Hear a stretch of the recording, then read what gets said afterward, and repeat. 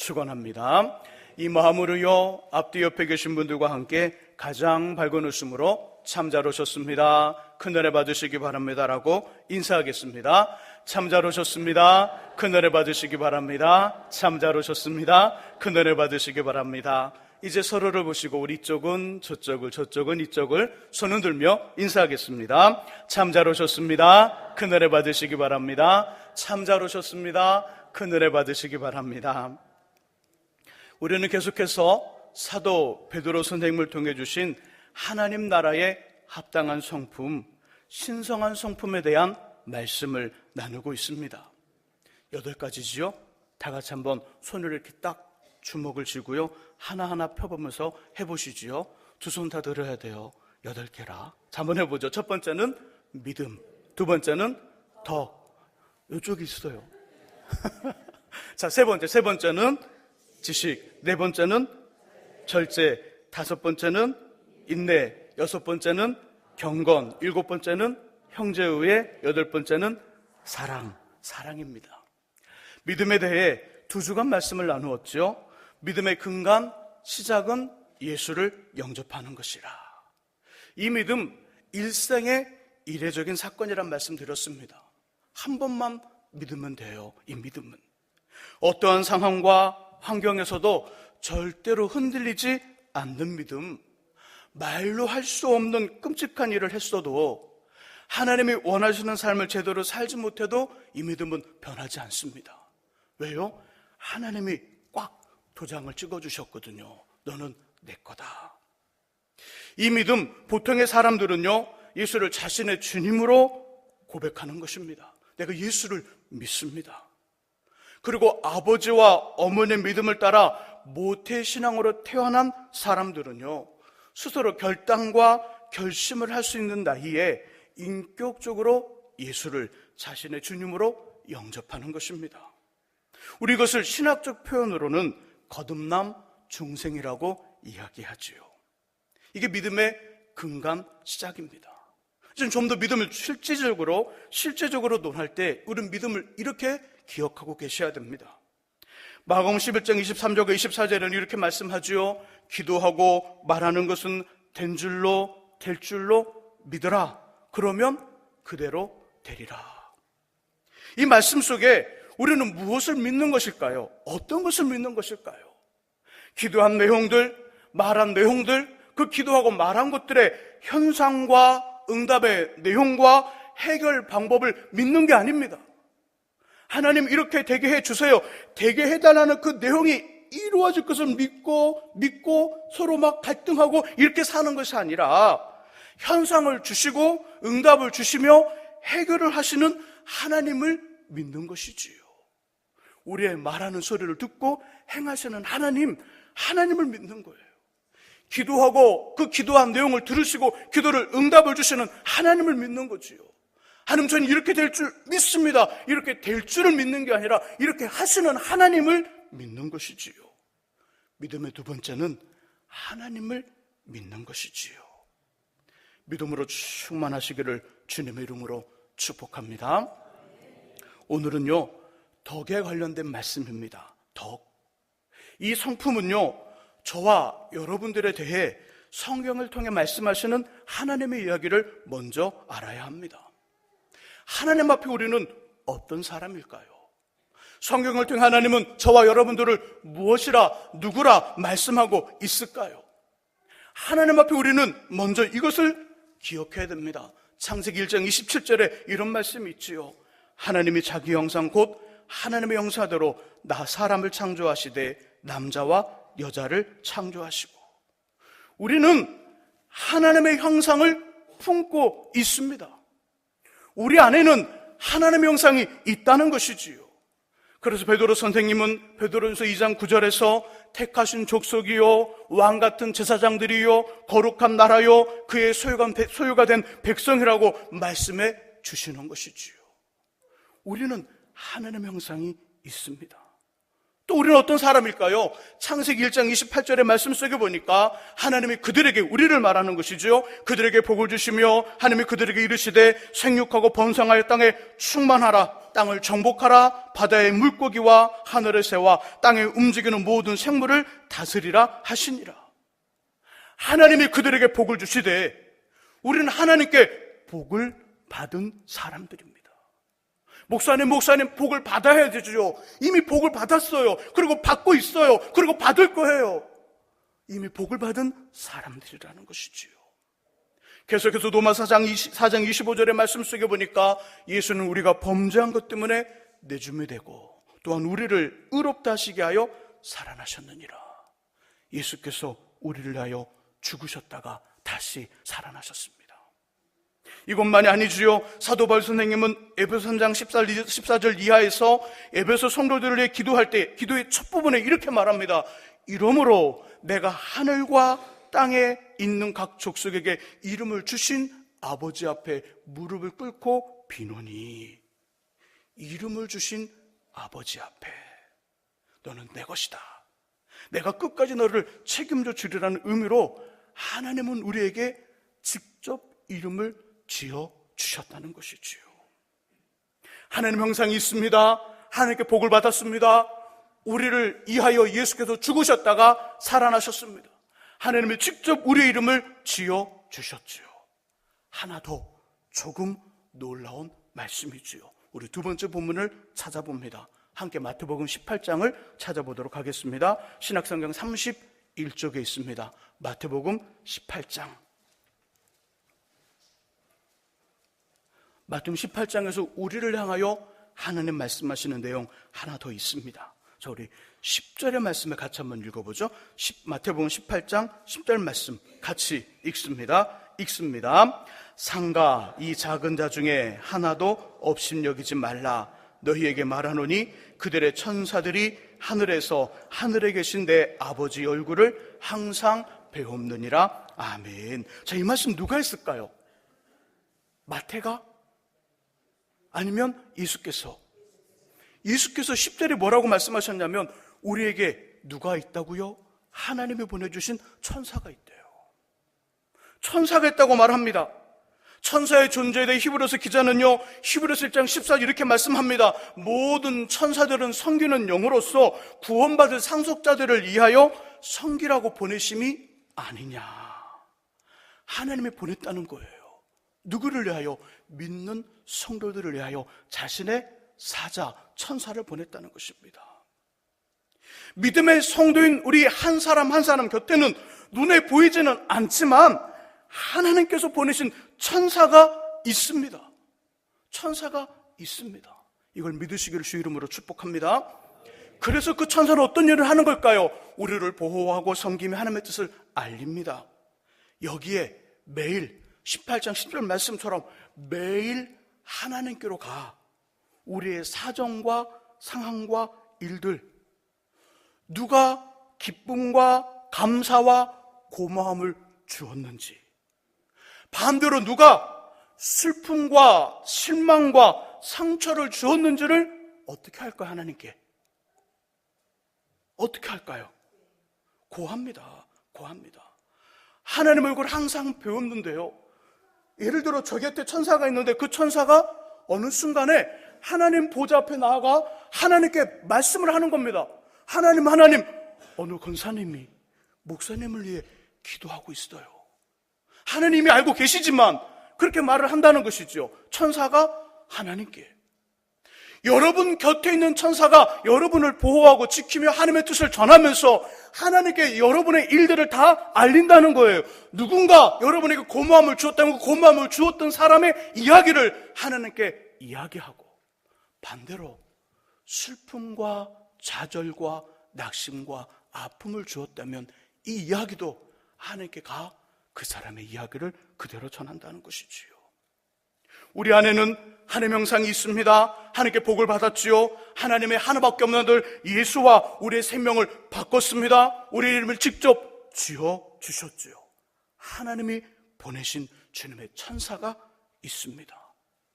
그러므로 하나님께 저와 여러분들은 매우 소중하고요, 귀한 존재입니다. 이런 소중함과 존귀함이 주님의 일에 부름받은 저나 전사님들, 사역자만요? 사역자만 그럴까요? 아니지요. 여러분들도 동일합니다.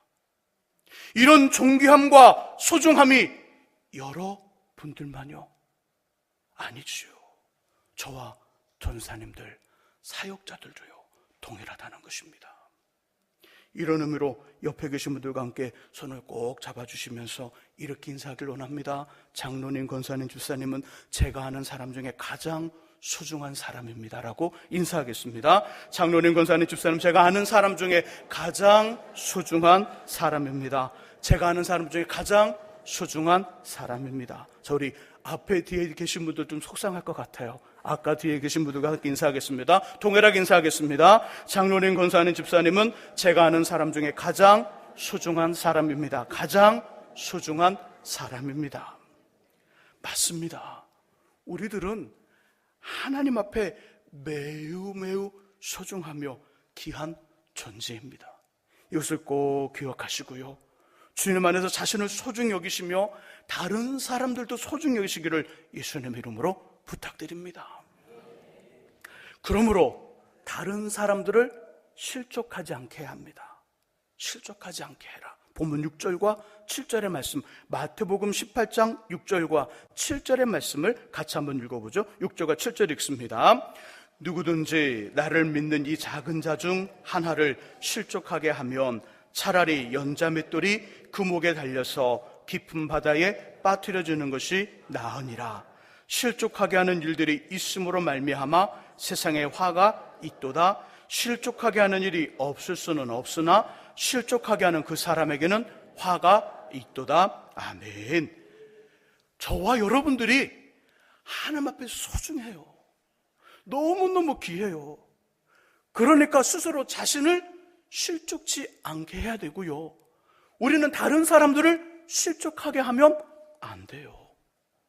실족이란 이런 뜻입니다. 실족이란 사전적 의미로는 발을 잘못 디뎌 넘어지는 것을 말합니다. 성경적으로는 죄를 짓게 하는 유혹들, 넘어지게 하고요, 시험에 들게 하는 모든 원인들과 이유들을 이야기합니다. 실족, 이것이 얼마나 심각한 것인지 7절의 중간부분 이렇게 표현하죠. 실족하게 하는 일이 없을 수는 없으나.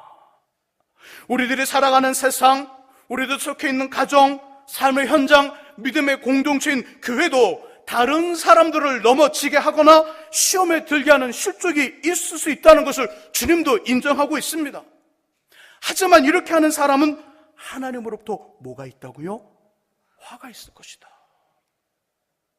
실족하게 하는 일이 없을 수는 없으나 실족하게 하는 그 사람에게는 하나님으로부터 심판이 있다는 것이지요. 그것도 엄청난 화와 심판이 있음을 말씀합니다. 6절의 중간 부분, 차라리 실족하게 하는 사람은 차라리 연자맷돌을 목에 메고 깊은 바다에 빠지는 것이 더 나으니라. 다시 물속에서 일어나올 수 없는 아주 큰 돌을 목에다 메고 스스로 물속에 들어가라는 거예요.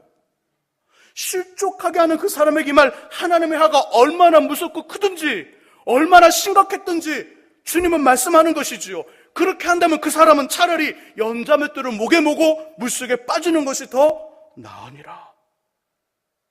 더군다나 본문의 대상이 누굴까요? 어른일까요? 어린 아이일까요? 믿는 자 중에 언한 어린 아이를 이렇게 표현해요. 어린아이, 예수님은 당시에요, 사람의 쇠도 들어가지 않았어요. 사람의 수를 점검할 때 어린아이는요, 넣지도 않았어요. 사람의 쇠도 들어가지 않던 어린 아이들이라는 것으로 보아서 다른 사람들을 실족하게 하는 일이 있을 수 있으나 절대 그렇게 해서는 안 된다는 말씀입니다. 실족하게 하지 마라. 실족하게 만드는 사람이 되지 말라, 이 말씀입니다.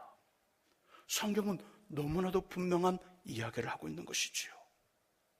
하나님은 없다 하며 믿는 성도들을 무참히 죽이고요, 자신의 뜻에 반대하는 사람은 절대로 용서하지 않았던 유고의 티토라는 대통령이 있었습니다.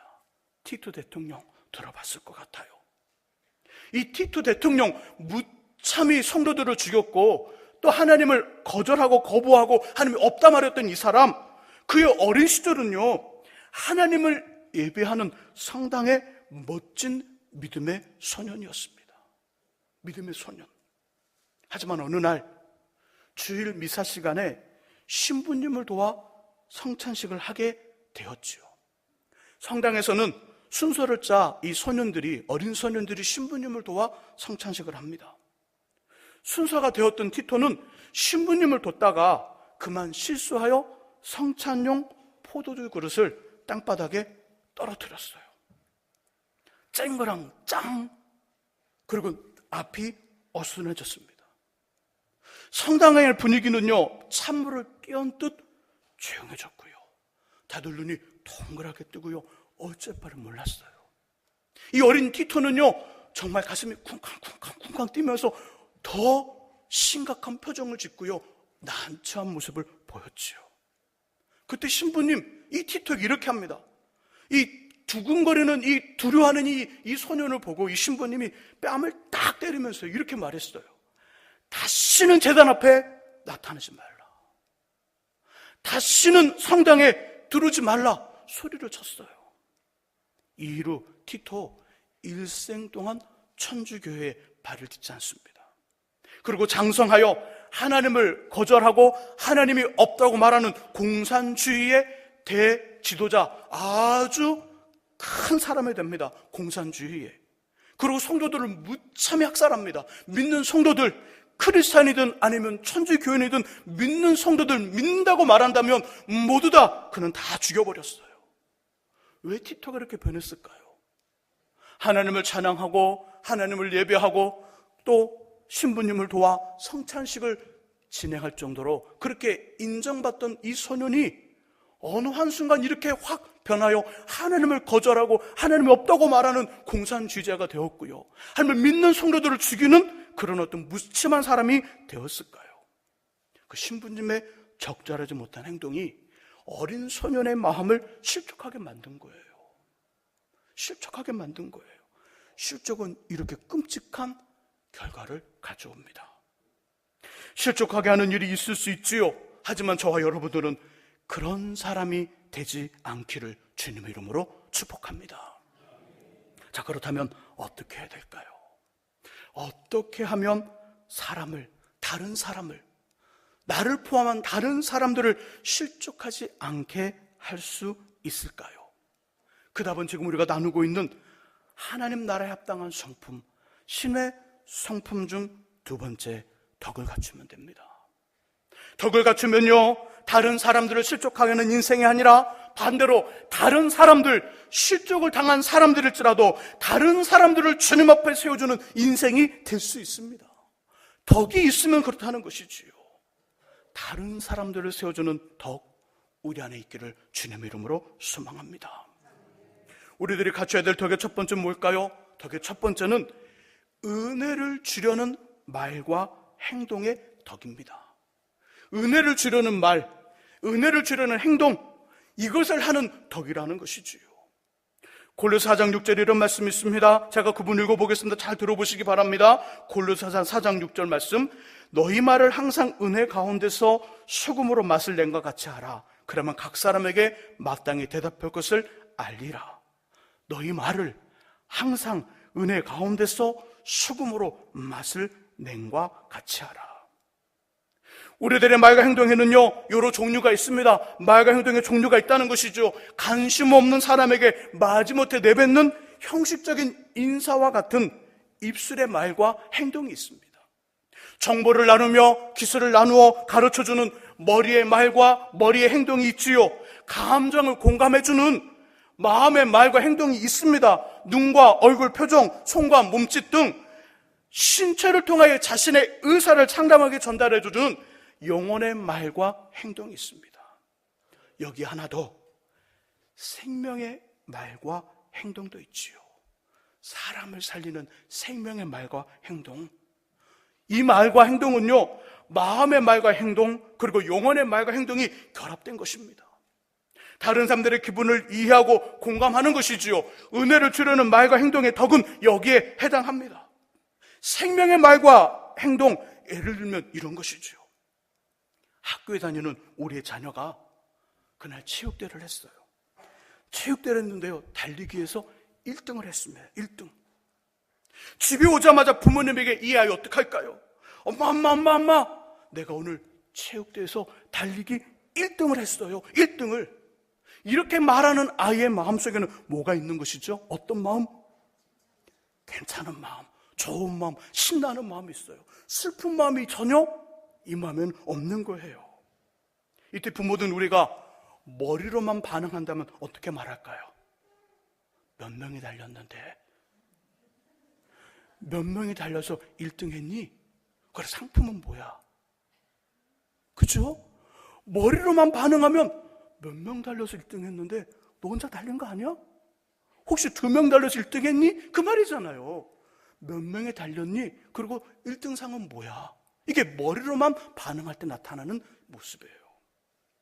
이제 가슴과 영혼, 생명의 말과 행동, 그리고 은혜를 주려는 말과 행동의 덕은 이렇게 반응하는 거예요.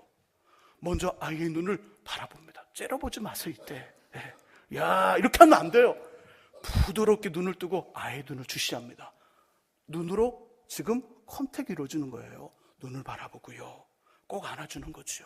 그래, 내 아들 얼마나 좋을까. 아빠도 엄마도 이렇게 신난데. 이렇게 말해주는 거예요.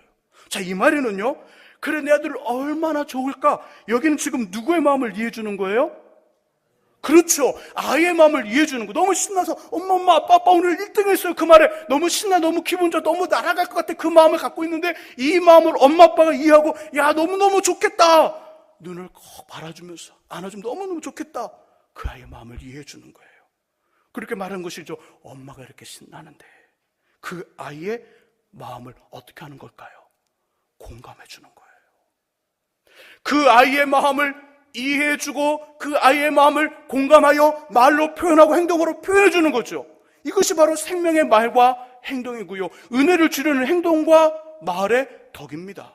자, 이 아이 첫 번째 반응, 머리로만 반응했던 몇 명이 달렸니? 이거 1등 선물은 뭐니? 이렇게 머리로만 반응한 말에 이 아이가 힘을 얻거나 모든 일에 열심히 했을까요? 아니면 두 번째 반응, 가슴과 공감하며 그 생명의 말과 은혜와 그 덕을 주려는 그 모습으로 반응했던 그 두 번째 반응에 이 아이가 힘을 얻고 은혜를 받았을까요? 어떤 반응일까요? 그렇죠. 제가 물어보는 제가 바보이지요. 가슴으로, 영혼으로 반응하여 공감해 줄 때 힘과 용기를 얻는 겁니다. 상대방 그런 힘을 얻는 거예요. 상대방 은혜를 받는 겁니다. 우리의 가슴으로, 우리의 또 영혼으로 반응하고, 그로 반응하여 함께 말을 하고 행동할 때 상대방은 은혜를 받는 거예요. 마찬가지입니다. 교회에서도 다른 성도들이 하는 일과 모습에도 가슴으로, 영혼으로 반응해 주는 것입니다. 제가 말씀을 전할 때 가끔씩 은혜 드는 말씀들 있죠? 네. 그때는 어떻게 해야 돼요? 그렇죠. 아멘 좀 크게 좀 하세요. 예. 식은땀이 날 때 가서 등골에 아멘을 안 하면 야, 이거 도대체 왜 그러지? 예, 아멘 큰 소리 하시기를 주의 이름으로 축복합니다. 저만이 아니에요. 다른 사람들의 일에도 같이 반응하는 거예요. 성도가, 다른 믿음의 성도가 아파요. 아파서 남모르게 눈물을 흘려요. 그럼 어떻게 반응해야 될까요?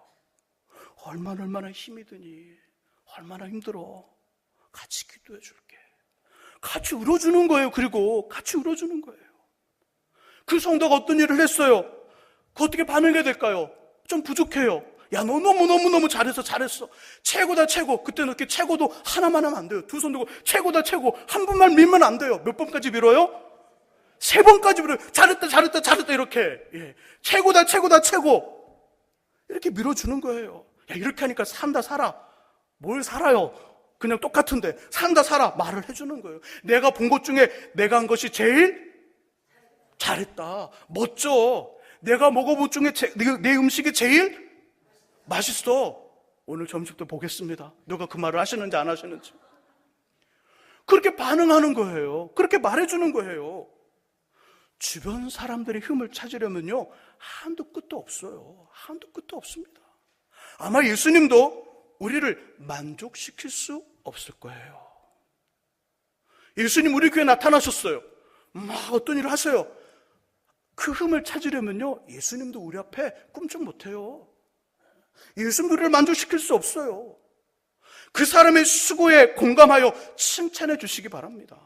동참하여 함께 힘을 쓰시기 바랍니다. 이럴 때 은혜를 받는 것이지요. 힘들어 실족했던 마음도 우리 때문에 다시 힘을 내는 거예요. 그리고 주님만을 바라보고 움직이게 됩니다. 은혜를 주는 말과 행동의 덕이 충만하시기를 예수의 이름으로 축복합니다. 우리들이 갖춰야 될 그 성품의 덕의 두 번째는 이것이지요. 모든 사람들을 품고 품는 덕입니다. 첫 번째가 다른 사람에게 은혜를 주려는 말과 행동의 덕이라면, 두 번째는 모든 사람들을 품고 품는 덕이지요. 작은 옹달샘은요, 많은 물을 저장할 수 없습니다. 많은 물을 저장하지 못하니까 당연히 고기도, 다양한 고기가 없어요. 한 마리 정도 있을 수 있을까요? 다양한 고기도, 멋진 고기도 기대할 수 없습니다. 그러니 그 인생 속에 작은 옹달샘 같은 인생은 영향력이 없는 거예요. 하지만 큰 바다는요, 많은 물을 저장할 수 있습니다. 다양한 고기도, 멋진 고기도 있습니다. 병들고 아픈 물고기 바다에 들어가면 치유받고요, 나 회복됩니다. 큰 고기로 성장할 수 있죠. 당연히 그러니까 큰 바다는 큰 영향력을 끼칠 수 있습니다. 바다와 같은 넓은 마음이 우리들 안에 있어야 됩니다. 이것이 성도들이 가져야 될 두 번째 덕이지요. 그럼 어떤 분이 이런 질문을 던질 거예요. 목사님, 다른 사람들의 잘못과 허물과 실수 바로 잡아 고쳐줘야 되지 않을까요? 말씀 옳고 맞습니다. 하지만 그 마음 하나님께 맡기세요. 아예 그 생각 하나님께 들으셔야 합니다. 저와 여러분들이 그 일을 하려면, 다른 사람의 어떤 그 모습들을 바꿔주고 고쳐주려면 더 시끄러워져요. 더 시끄러워지고 더 요란해지고 문제만 더 커집니다. 우리 아이들 봐보세요. 우리가 그토록 수고하고 애쓰고 대출받아서 키웠던 아이들 봐보세요. 먹을 거 먹지 못하고 입을 거 입지 못하고 키웠던 아이들 봐보세요. 우리 스스로 바꿀 수 있는지. 바꿀 수 없어요. 자식 이기는 부모 없다는 말이 여기서 나오는 거예요. 우리 스스로 우리 아이들을 바꿀 수 없습니다. 함께 사는 남편, 아내, 우리 스스로 바꾸지 못해요. 너무 강하게 하면 어떡할까요? 너무 강하게 아이들을 닥달하거나 너무 강하게 우리의 남편과 아내를 막 닥달하면 어떻게 될까요? 가출 안 됩니다. 너무 우리 아이들을 강하게 하면요, 가출해요. 부러지거나 튕겨나가는 거예요. 너무 또 부드럽게 하면요, 우습게 알아요. 우습게 한다고요. 아이들이 부모를 우습게 알아요. 너무 부드럽게 대해주면. 그럼 도대체 어떡하라는 거예요? 강하게 하면 가출하죠. 부드럽게 하면 우습게 알죠. 도대체 어떡할까요? 하나님께 맡기라는 거예요. 그래서 나의 남편 너무 닥달하지 마세요. 우리 믿음의 성도님들, 특별히 우리 여자 성도님들, 남편이 가면 갈수록 힘이 약해지잖아요. 너무 닥달하지 마세요. 그러다가 어떻게 해요? 가출해요. 집 나가면 어떡하시려고? 그래도 무거운 거 들 때는 좀 필요하잖아요. 무거운 상 들 때는. 그럼 어떡하지요? 하나님께 맡기라는 그 말은, 하나님께. 내게 그런 힘이 없다는 걸 말하는 것, 그것은. 내가 할 수 없다는 것을 말합니다. 내가 할 수 없다는 것. 하나님께 놔둬야 돼요. 하나님께 맡겨야 되는 거예요. 하나님 하시도록 해야 돼요. 우리를 보세요. 다른 사람 보지 말고 우리 보세요. 우리가 점차 변화되고 있잖아요. 예수 안 믿었을 때와 예수 믿었을 때, 처음 믿었을 때와 중간 정도 믿었을 때, 지금 믿었을 때, 앞으로 더 믿음의 생활을 했을 때 나타난 우리의 모습을 봐보세요. 정말 많이 변화되고 있지 않으세요? 저도 변화됐어요. 외모가 많이 변했어요. 너무 많이 변해서 너무 부드러워졌잖아요, 사람이. 그죠? 부드러워서 사람인지 아니면 곰인지 모를 정도로 부드러워졌어요. 바뀌는 거예요. 이 바뀜을 누가 바꾸게 하셨죠? 하나님이 하셨잖아요. 우리는 하나님께서 바꾸시도록 하나님께 맡겨놓고 다른 사람 내가 바꾸려고 그래. 그러니까 뭐가 생기는 거예요? 싸움이 나고 다툼이 나고 요란함이 드러나는 거예요. 우리는 어떤 일을 해야 될까요? 바꾸려는 마음을 주님께 맡기고 우리들이 해야 될 일은 큰 바다 넓은 주님의 마음처럼 품어주면 되는 거예요. 품어주면. 교회 온 지 얼마 안 된 사람이 일을 열심히 겸손하게 잘합니다. 어떻게 되죠? 칭찬해주고. 듣고 싶은 말이 안 나왔어요. 칭찬해주고 품어주셔야죠. 칭찬해주고 품어주시는 거예요. 나랑 별로 친하지 않은데 정말 성실하게 일을 잘해요. 어떻게 되죠? 품어줘야죠. 품어줘야 되는 거예요. 사람이 별로예요. 밥맛이야. 어떻게 해야 돼요? 그래도 품어주셔야 돼요. 그래도 품어주셔야 돼요. 왜요? 밥맛이니까. 밥맛 없어 봐요. 어떻게 해요? 그래도 품어주는 거예요. 큰 바다에는요, 예쁜 고기만 있는 게 아니에요. 예쁘고 귀여운 고기도 있고요, 곰치처럼요, 이빨이 이렇게 생긴 것도 있어요. 이렇게 흐물흐물 다니는 것도 있어요. 얼마나 징그러운, 곰치 한번 봐보세요. 갑자기 그 바위에서 나오는데요, 머리를 쭉 밀고 내밀어요.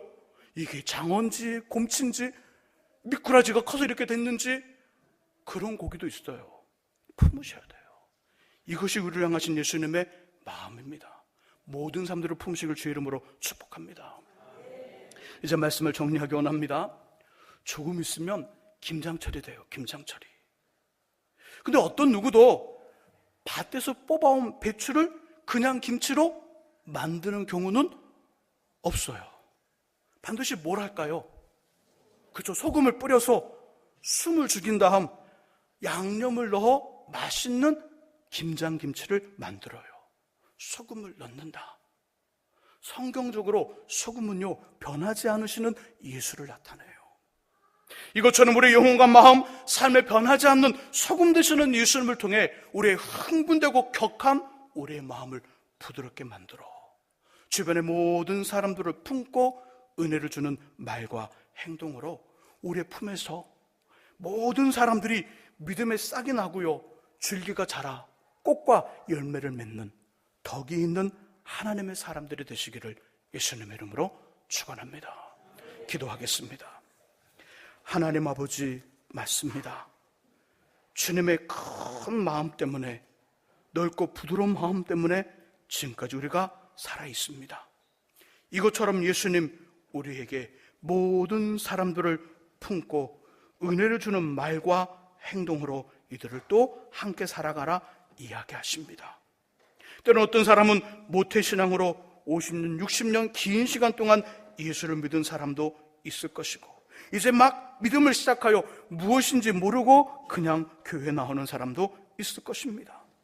어떤 사람은 열심히 잘하는 사람도 있고, 어떤 사람은 모나게 때로는 우리를 콕콕 찌르면서 일을 하는 사람도 있고, 어떤 사람은 정말 우리에게 꼴보기처럼 일을 하는 사람도 있을 것입니다.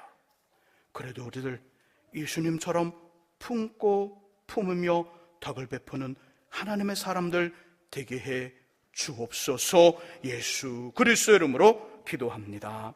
아멘. 우리 함께 찬송합니다. 찬송가 408장을 함께